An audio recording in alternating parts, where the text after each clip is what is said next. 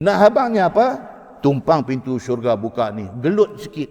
Double usaha kita untuk masuk syurga. Dah tumpang Allah tutup pintu neraka ni, kita tak mau duk buat benda yang boleh membawa kita ke neraka. Tu. Baik, masalah dia kata.